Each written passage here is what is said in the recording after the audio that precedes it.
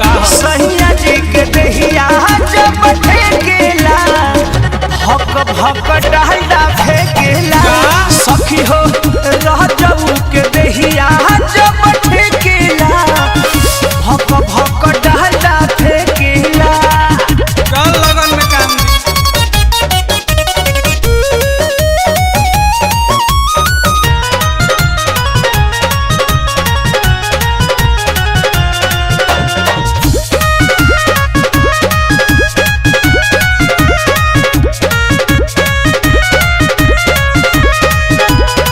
सारी सारा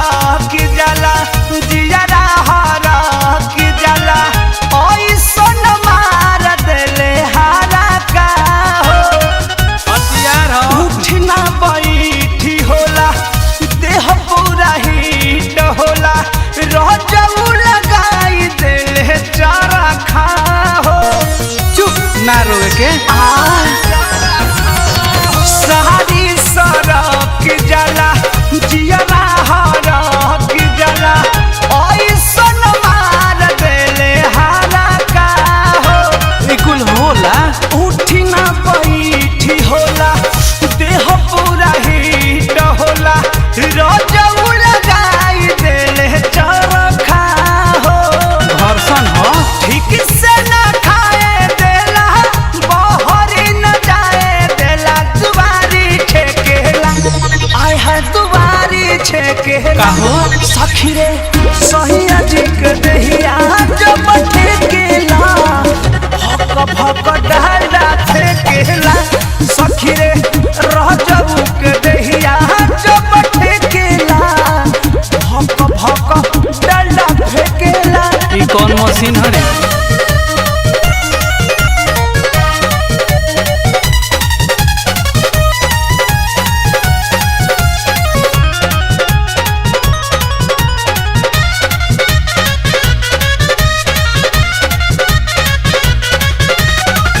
कृष्णा बेदरा दिया पिया परमोध के कितना बताई हम करनी हो भीतरी ले बाई होता कुछ ना दवाई होता कितना ले दर्द से मरनी